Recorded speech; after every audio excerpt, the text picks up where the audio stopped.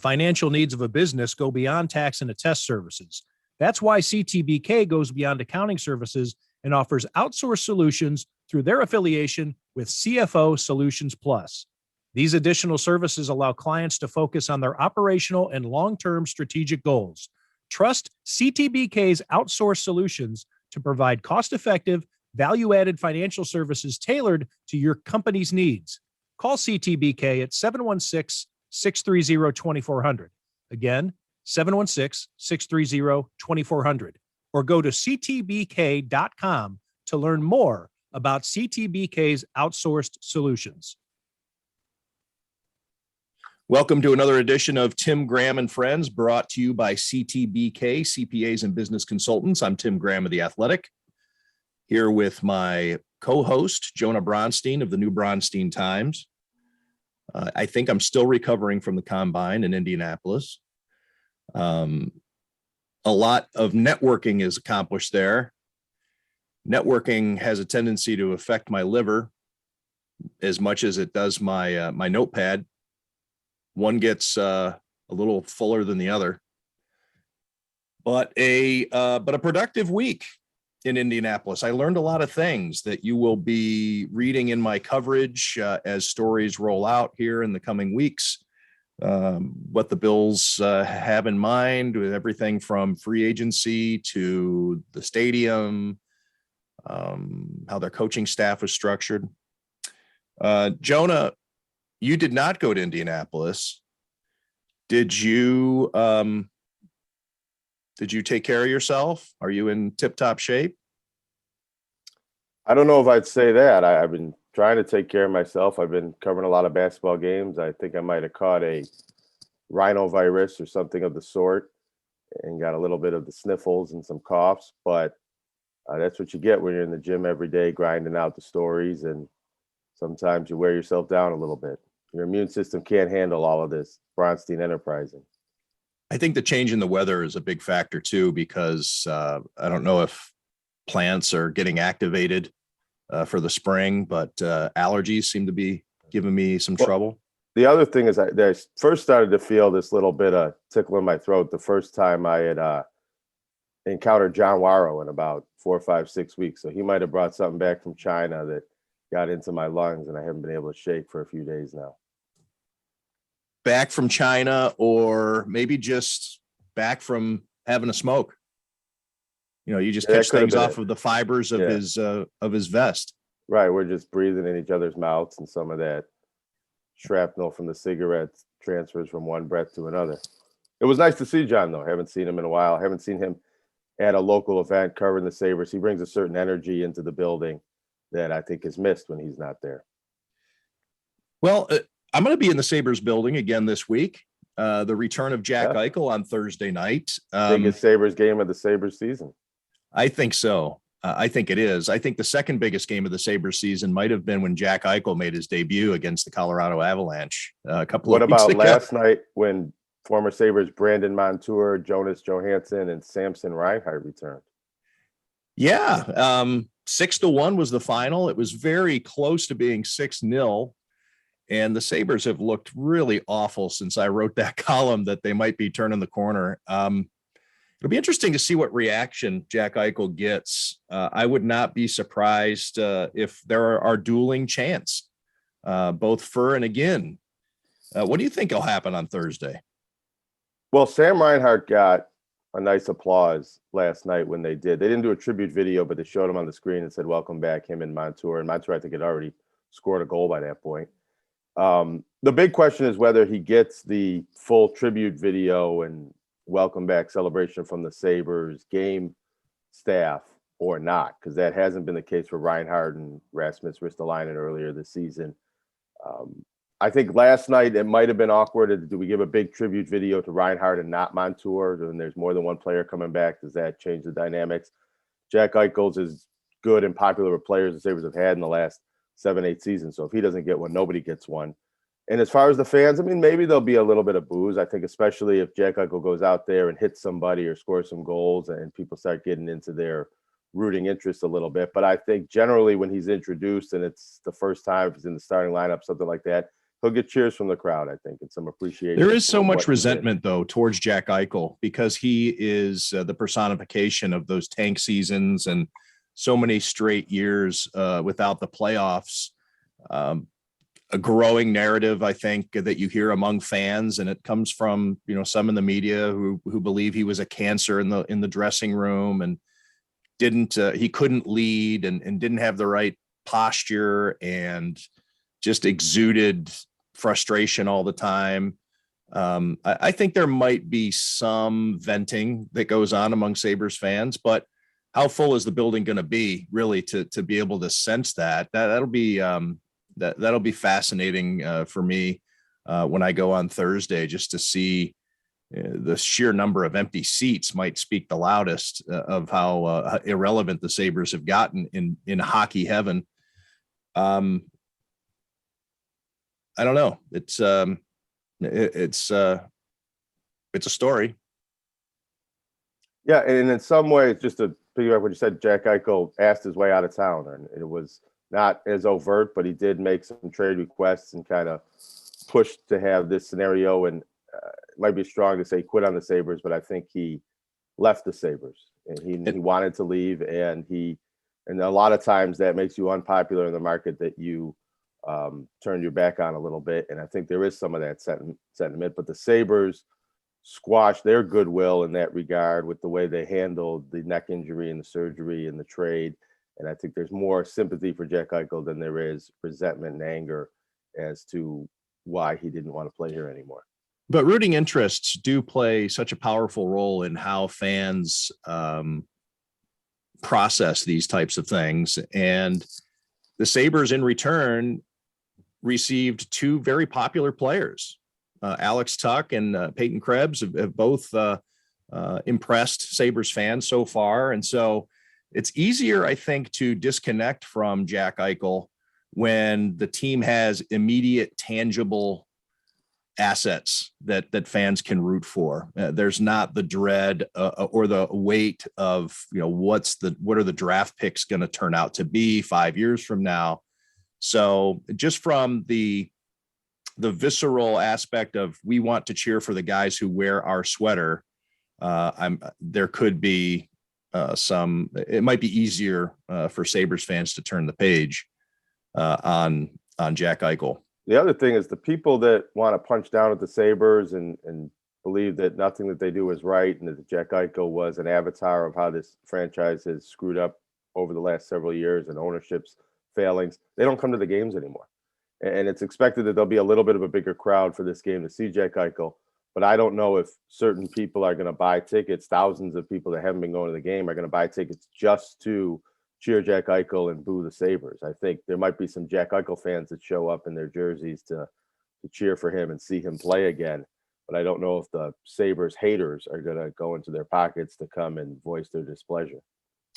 Since we last recorded, speaking of players who worked their way out of town, the Buffalo Bills have granted permission to wide receiver Cole Beasley to seek a trade.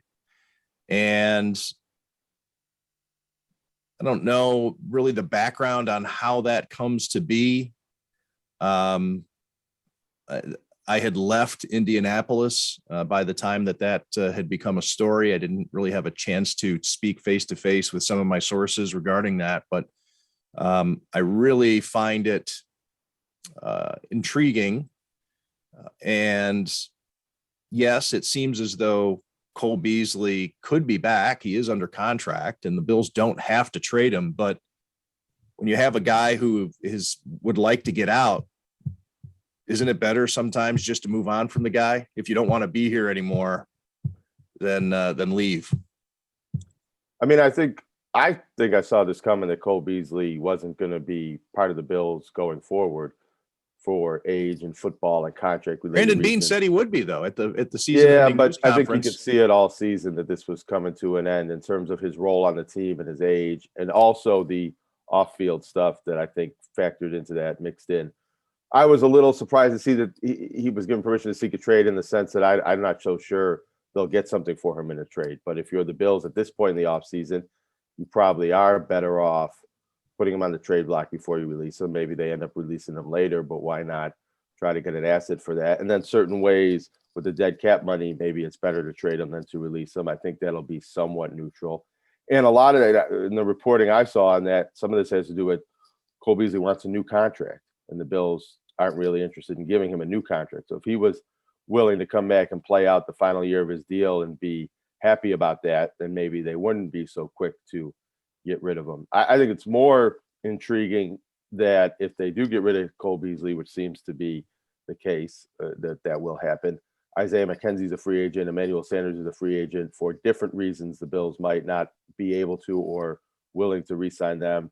They don't have very many receivers on the roster and are going to have to fill several spots in that receiver room through the draft or free agency.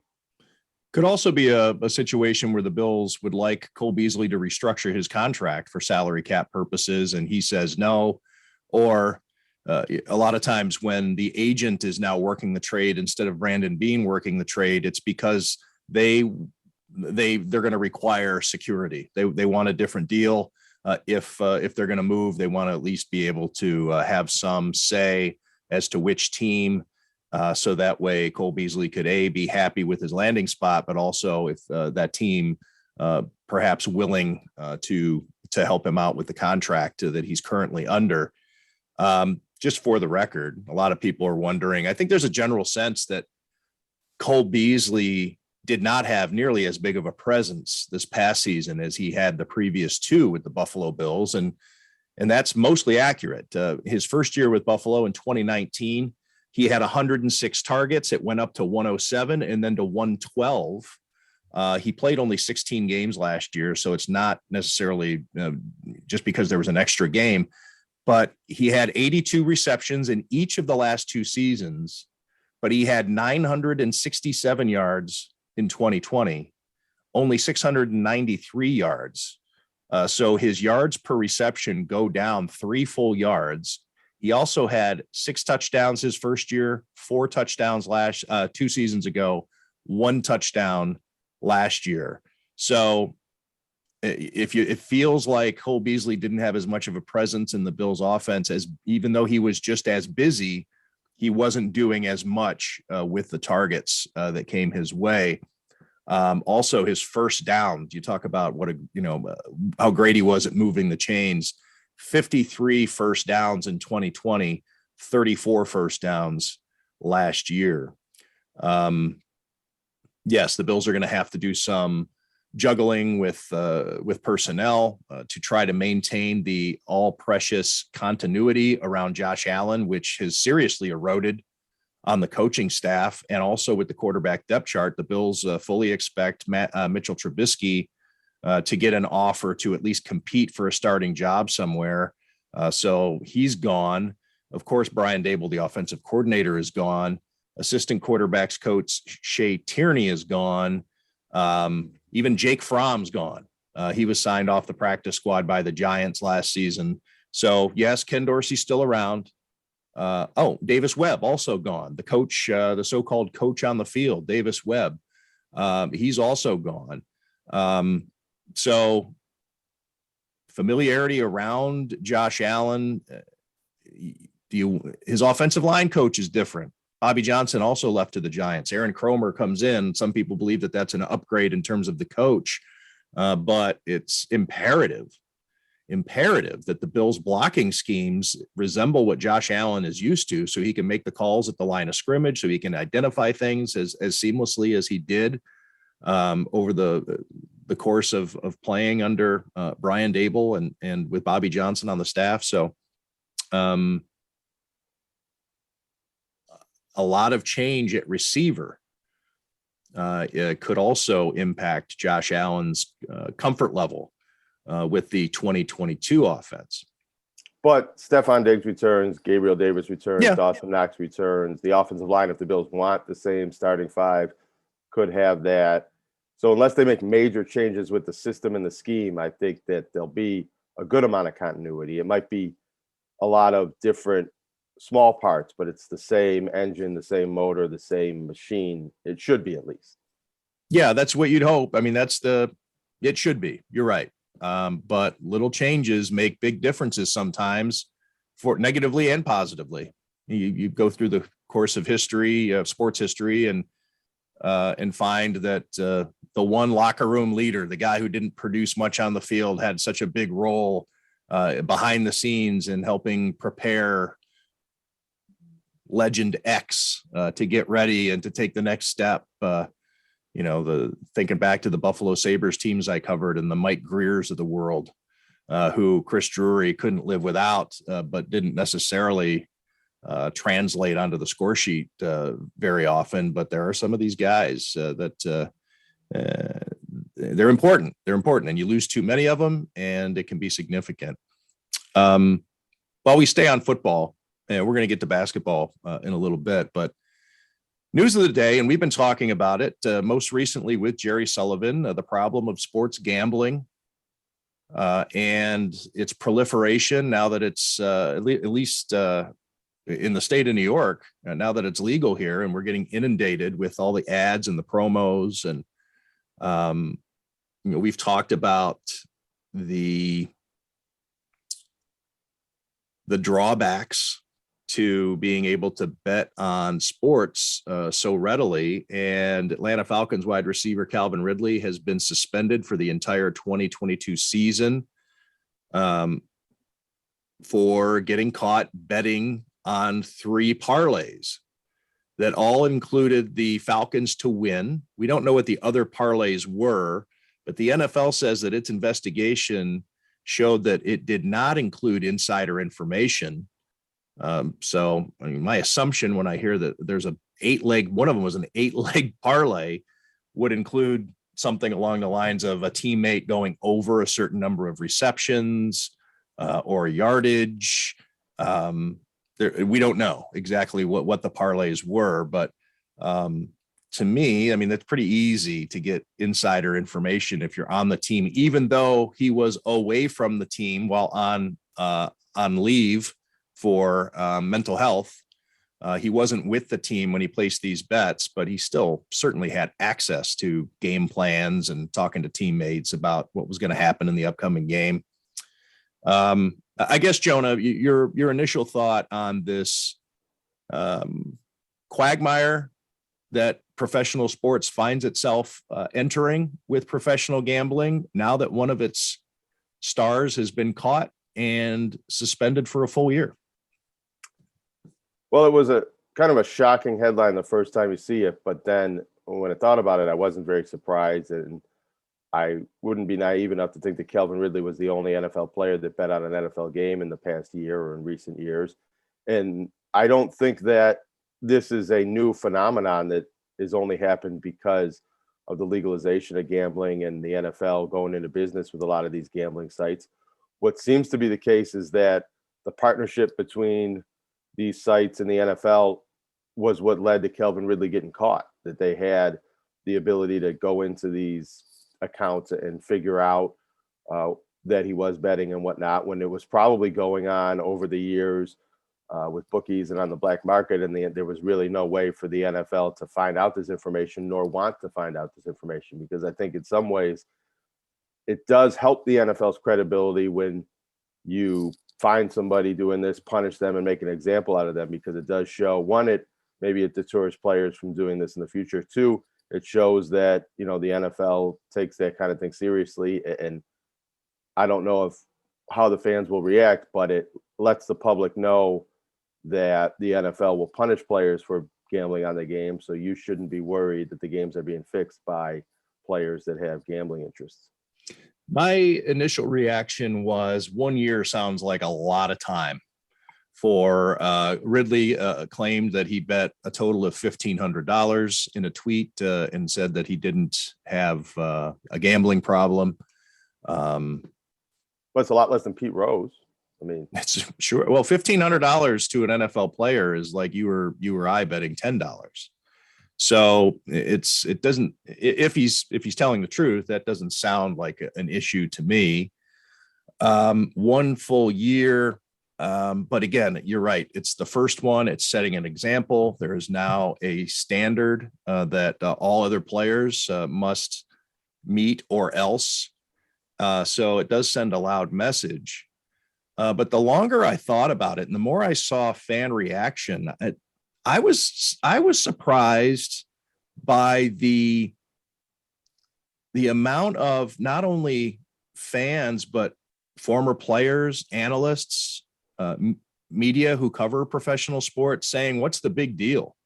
And I think that that opinion, if that becomes a consensus over time, is a real problem for the NFL. And what it's based on is the hypocrisy of the NFL itself, or all major league sports that have taken on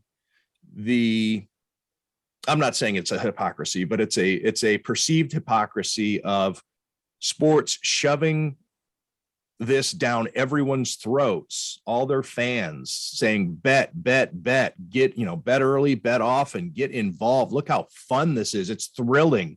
It makes even the worst football game feel like the Super Bowl. You can, builds the drama, and it's what you can wake up in the morning looking forward to. But then telling its players, do not touch, or you are going to be punished severely. And I actually see the line. I do think it's an integrity of the game situation.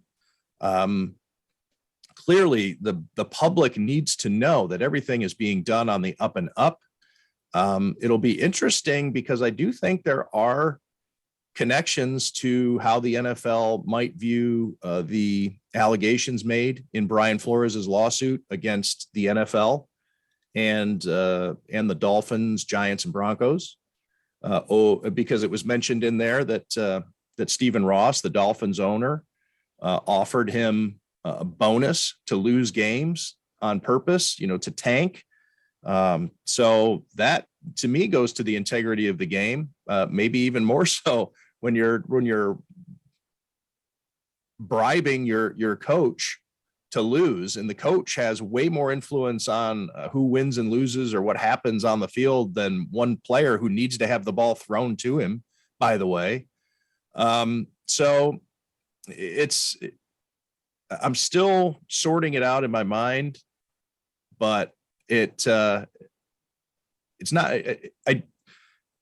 the response from the public makes me wonder if 5 or 10 years from now, if players are getting caught betting, if it will be seen like marijuana or coke usage is today compared to when we were growing up, Jonah, because you got busted for coke as a Major League Baseball player in the 80s. You might as well have committed a murder in the eyes of fans. It was ultimate betrayal. I'm thinking of the trial that involved Keith Hernandez and Daryl Porter, and there were a couple of players. And now you hear about a player, tested positive for cocaine or something like that, and we're like, whatever. It's not the scarlet letter that it used to be. And so I was just stunned that there wasn't more universal criticism of Ridley himself. It seemed to me to be rather mixed as to whether or not what he did was a big deal. I mean, I saw some videos going out there showing him on some plays running backwards, and there's been, I think, a lot of jokes about him, maybe more than criticism. But I just think you can roll it in with the Brian Flores lawsuit and a lot of different things. The NFL just seems to be stiff-arming every controversy and negative story, and it doesn't seem to be hurting the popularity or the interest in the league one bit. And maybe this stuff does add up. There was a lot of talk over years that the concussion lawsuits and things like that would lead to declining popularity of football in the NFL. That really hasn't happened yet. And these new scandals and new negative stories don't seem to be hurting them from a popularity and marketing perspective in any single way. But maybe they do add up over the years. And maybe, I don't know. Does players betting on the games make the fans less likely to bet on the games because they don't believe in the integrity of what they're watching? I don't know if that happens off of one incident. It would have to be several examples of teams and players conspiring to fix the games, and even the Miami Dolphins owner giving incentive to tank. I don't know if that's the same thing. Well, how as much did the fixing Tim game. Donaghy scandal impact the NBA? Yeah, Hardly at not all. really. It's something that people talk about and mention when there's bad officiating in playoff games, or it's kind of become a bit of a running joke that people might make at certain times, but it hasn't hurt the NBA's popularity and appeal. And even if you do think the officials affect some games in certain ways, there isn't really a belief that the NBA is fixed. I think we think that these games are all being played with integrity until we're proven otherwise sometimes after the fact. Yeah, I think that I maybe need time still to find out what I think about the whole thing. But it still sticks with me that a year seems like an awful lot. Then again, do you want the guy coming back in the middle of the season, out of sight, out of mind, hit the reset button? I get it. He's given up $11 million. It's not just a year of playing football. It's $11 million he was going to make this season. Plus it delays his free agency by a year because he doesn't get an accrued season. I don't think it was a coincidence that the NFL announced this yesterday. I'm sure that the NFL knew today was going to be a big day in the NFL. Obviously, it's franchise tag day. So you had a news cycle that would help whitewash whatever was discussed on Monday.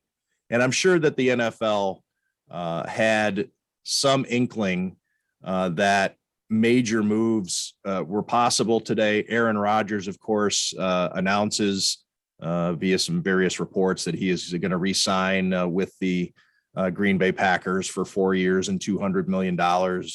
And then the Denver Broncos make a blockbuster trade for Russell Wilson.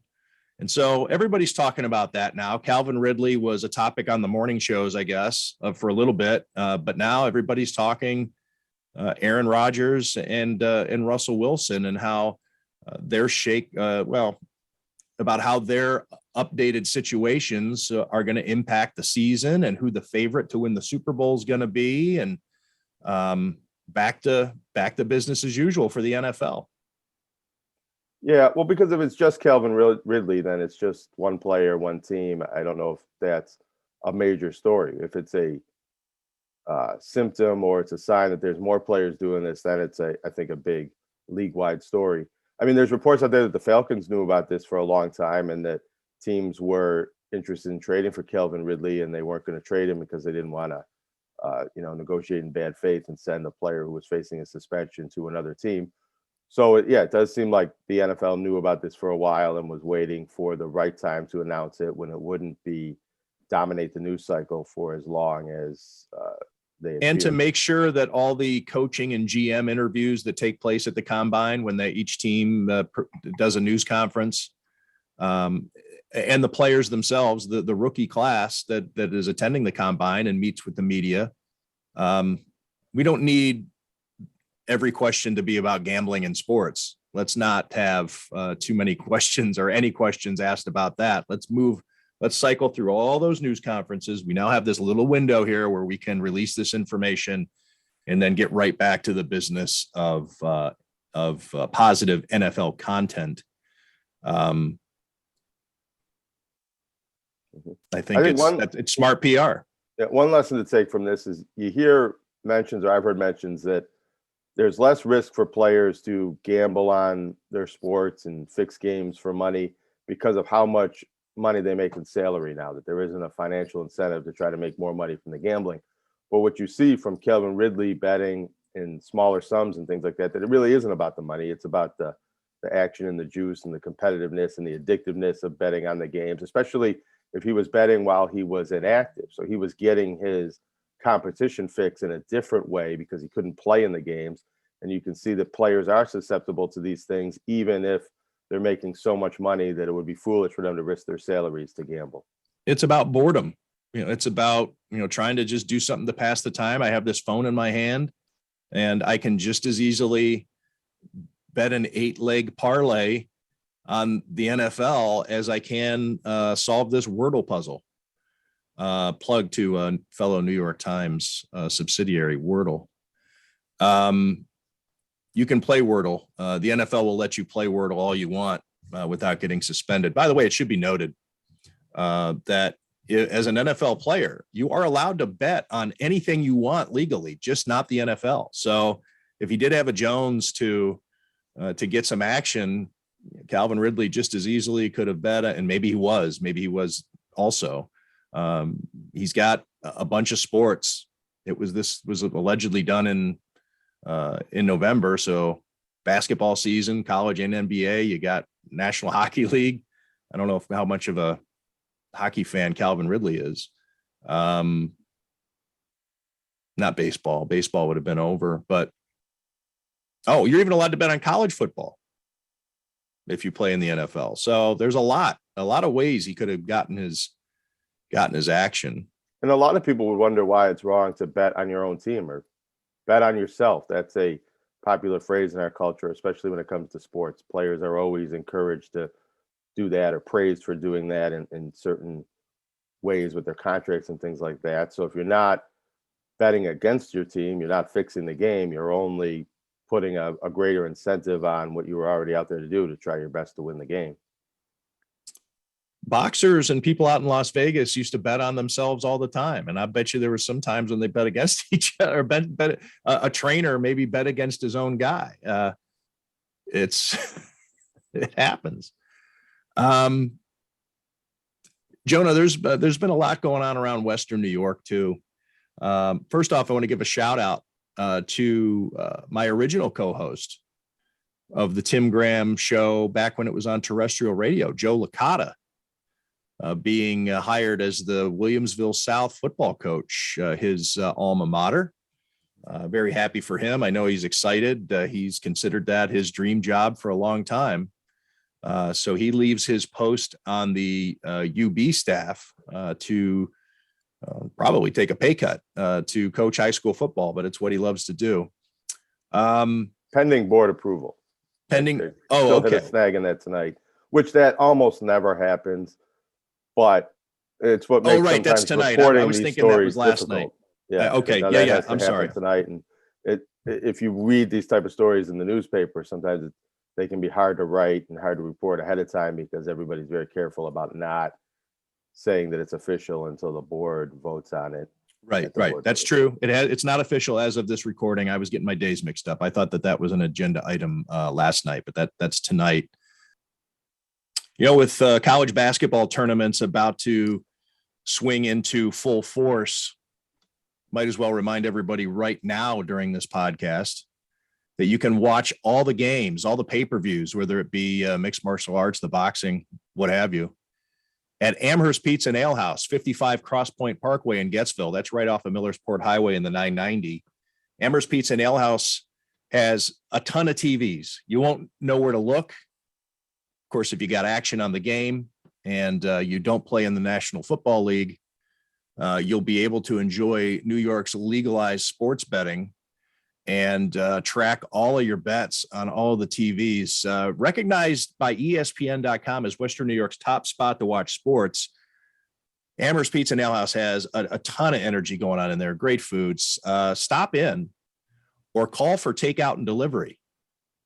716-625-7100. 716-625-7100. Amherst Pizza and Ale House.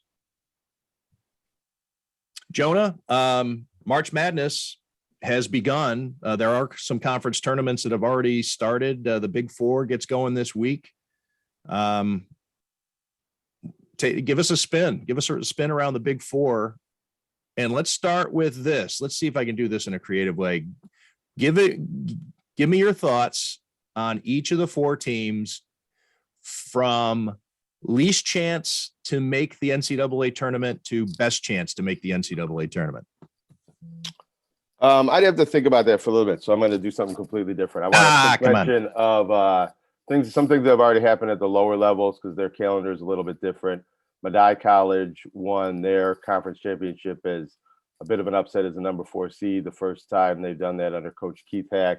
Niagara County Community College won their region in men's and women's basketball, 4th year in a row for the women, 2nd for the men. They're going to the national tournaments. Their coaches, Bill Beeline, Nate Patel, along with Keith Hack, all have been mentored by Coach Mike McDonald. There's a bit of a coaching tree with a lot of local coaches coming that way, as well as an assistant down at Georgia State under Rob Lanier. The assistant's name is Jordan Glover. He came from Damon under Coach Mack, and they're going to the NCAA tournament as well. So a lot of, even though Damon didn't make the NCAA Division II tournament, they were the last team left out. The women did win their conference to make it, and they're going to play their NCAA Division II first round game Friday. A lot of the coaches in the coaching tree from Mike McDonald are having some marked success.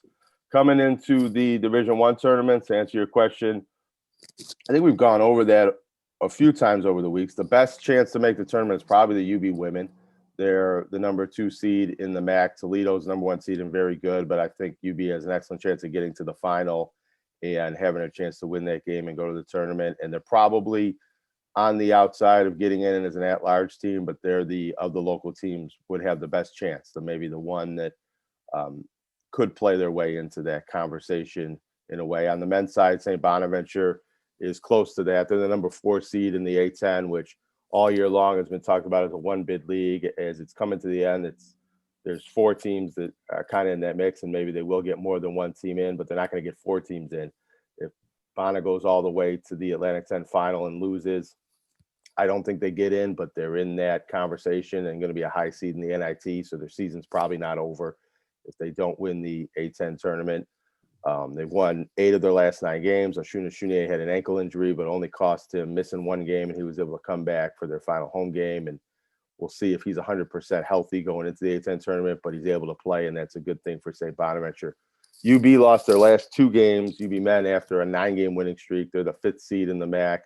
I think they can beat Akron in that quarterfinal game, but they're going to have a tough semifinal against Toledo that beat them pretty bad on UB's home floor last week. UB got the horses to win the tournament, but with their performance against some of the better teams in the MAC this season, it would be a surprise if they go to Cleveland and win 3 games in a row. Yeah, Toledo favored to win the MAC and appear in the NCAA tournament for the first time since 1980, one of the longest droughts in the country. But regarding University of Buffalo, what does their NIT resume look like? Well, they have 19 wins. And so if they win this quarterfinal game, they'll get to 20. I think they'll have a record. That's going to come down to maybe where they slide with the other MAC teams. There's definitely going to be 1 MAC team in the NIT. It's going to be the regular season champion. If the regular season champion doesn't win the tournament, that gets an automatic bid. There's been recent years when 2 MAC teams have gotten into the NIT, and I think Buffalo could be one of those 2 MAC teams. If they get to the final, maybe they could be considered one of the 3 postseason teams that go to either the NCAA or the NIT. But I think they could get left out because there's other good teams. Ohio and Kent State, those are the 2nd and 3rd seeds, or Kent State's the 2nd seed now. So they're probably ahead of UB in that regard right now, unless UB beats Toledo, gets to the final, then maybe that boosts their resume. I think UB was looking like an NIT team for much of the past February when they didn't lose a game, but now they might be on the outside looking in with other MAC teams going to the NIT, I think. I should mention Niagara because I don't know if Niagara has a great chance in men's or women's basketball of winning the MAC tournament, especially the men, because Iona looks pretty formidable in that tournament.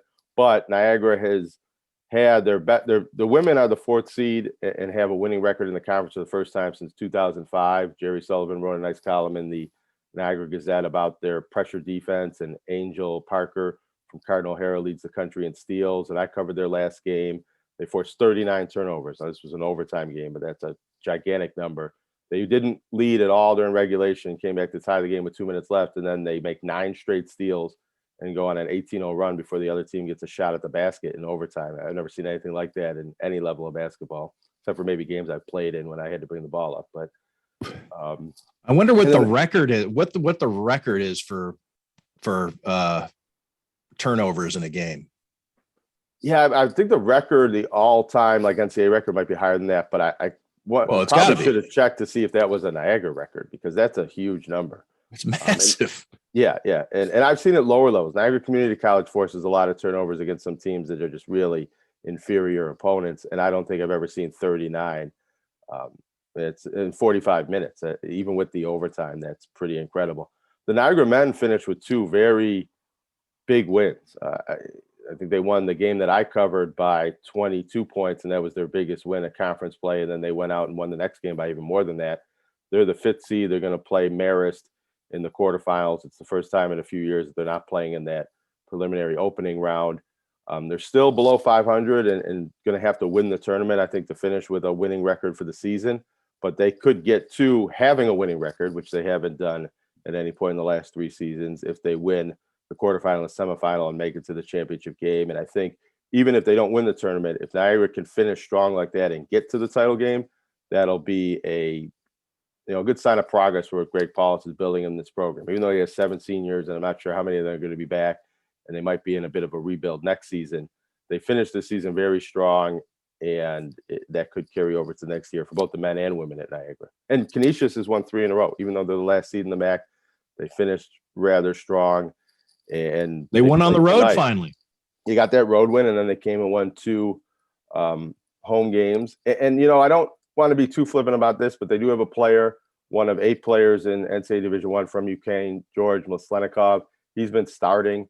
I don't know if that's been a bit of a rallying point. They're wearing T-shirts in support of Ukraine before the games in warm-ups. And there's probably a lot of other basketball factors, and it would be rather reductive to say that's the reason why they're winning. But I think that maybe it's helped their collective spirit and getting them to play together and play for each other and finish the season on a bit of a positive note for what's been a very down season. They've lost 20 games, but they play Fairfield tonight in the preliminary round. And if they can win another game in the MAC tournament, I think that would be a good finish to a down season for Canisius.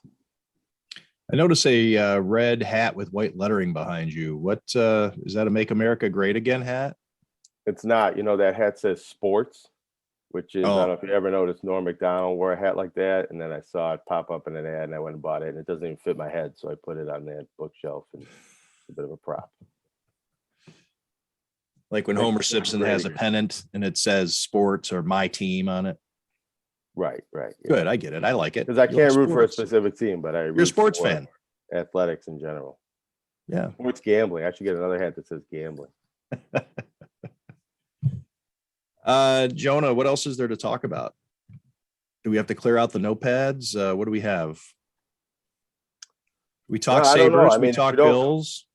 We could get a little more granular about some of these basketball games and teams and things like that. We did, but I don't know if we kind of did the fast break style preview of that. Maybe we can come back later in the week. Yeah. Who's still playing, still in position to make the various turns. We'll know a lot more about who's got a chance at the NCAAs and who's got a chance at the NITs and who's on the bubble later this week. And we'll know a bit more about some of the teams that might be coming to Buffalo and whether there will be local connections or fun storylines or name coaches and things like that. We really won't know. We won't be able to look at it on Friday or Saturday or Thursday and say exactly who's coming, but we'll have a much better idea of who's in the tournament and the possibilities for when that gets announced Sunday. And then those games are here next week.